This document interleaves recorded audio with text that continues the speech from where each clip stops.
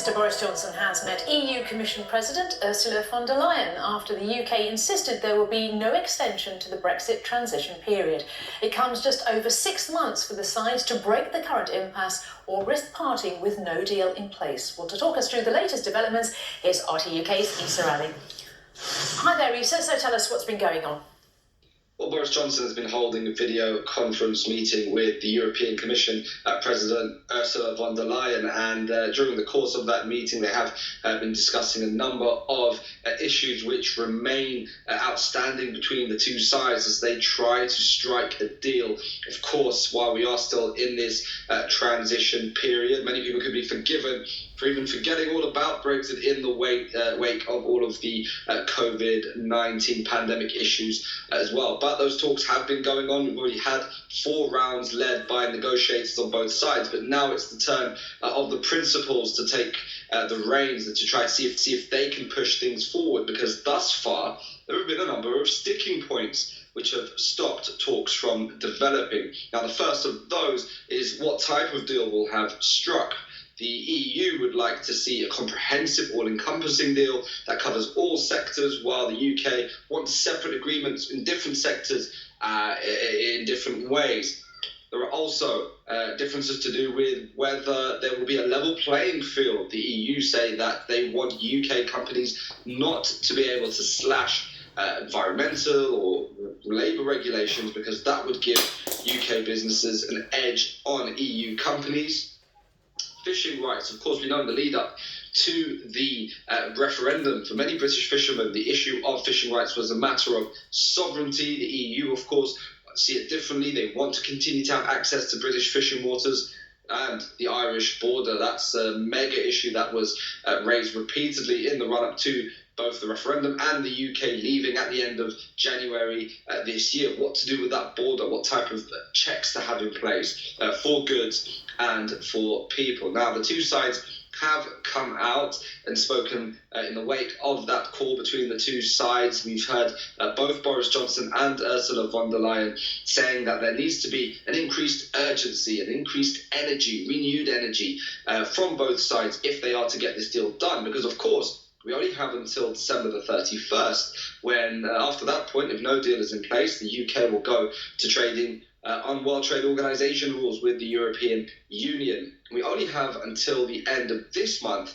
to see whether both sides would like to have an extension to that transition period. However, another thing to come out of those meetings is that both sides agreeing that there won't be an extension. And so all attention now will turn on whether the deal can be done in the next half year. And of course, things aren't made easier by the fact that, again, both sides have been dealing with COVID-19, but also meetings haven't been taking place in person. They've been taking place, of course, using video conferencing technology. And so the two sides will be hoping that perhaps at some point they can get negotiators in the same room to knock heads together and things can move forward much quicker than they have been. Aren't they? Issa, thank you very much indeed. Well, for more on the talks, I'm joined by Brexit expert, Professor John Ryan. John, thanks very much for talking to us. I mean, both sides have accepted there's no extension, that we know. So why doesn't that mean a quick deal within a few months? Because they can't compromise on the different areas that they're putting forward. Level playing field, fishing rights. I think this is part of a negotiation. If they had actually agreed anything now, I think people would have banked those agreements and then really called them out further down the line, trying to get a bit more or get more squeeze out of the other side for their own benefit. So I think there's also a feeling probably in Westminster, Boris Johnson's government, that they can take this down to the wire and that the EU will sort of compromise more to get a deal.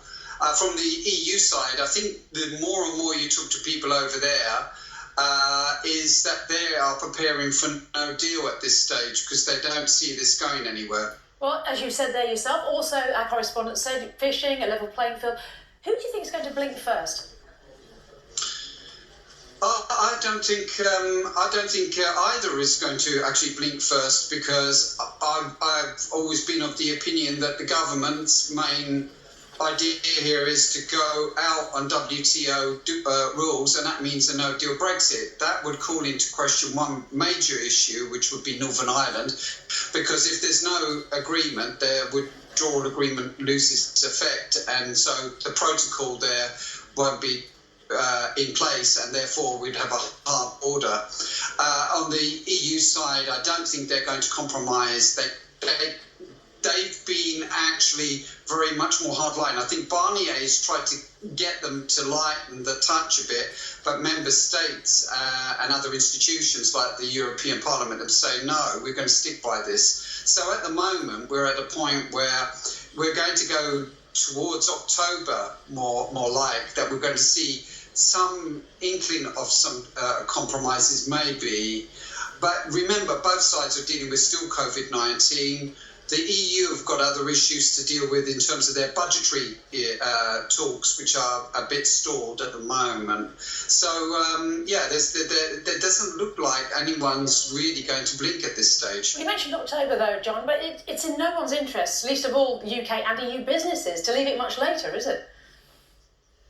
Well, no, I mean, the real problem here is this is all politics, this is a trade talk. Quite a lot of people on the British side haven't really done trade talks for a long time. There's not that much experience. And what it all means is that businesses that are going to have to deal with a no-deal Brexit on both sides are not going to be ready. Some of them will be. Some of the banks and financial services have done mitigation of that, but quite a lot of other companies and small medium enterprises have been waiting, but if it comes to a no deal, they'll be left in the lurch, and we're already going to have the knock-on effects on both economies, the European Union and the UK, of COVID-19, plus a no deal hit is going to be very detrimental in terms of jobs, in terms of exports, etc. So it's going to be very destabilising. And finally then, John, I mean, looking at the talks themselves, we know that the EU want a full deal. The UK might be happy with sector by sector. In the long term, if a deal is nailed down, which is most likely?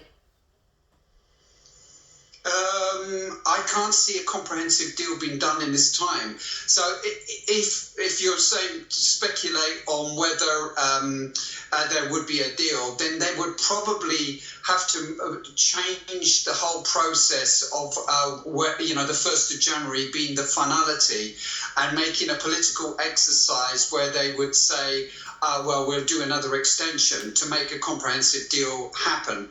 A sector by sector deal from a EU perspective is not a runner. So I think that the logic on both sides is not going to meet on that basis. But if there was a comprehensive trade deal, if there was some kind of deal, then they would probably compromise on that 1st of January 2021. Remember, the political side of this for Boris Johnson is very difficult, that if he compromises and is not out by the 1st of January, that will cause a lot of problems in his party, in his cabinet, and all the political environment in the United Kingdom. So at this stage, I just go back to what I've been saying for quite a long time, that we're on the track to a no deal. We'll leave it there. John Ryan, thank you very much indeed.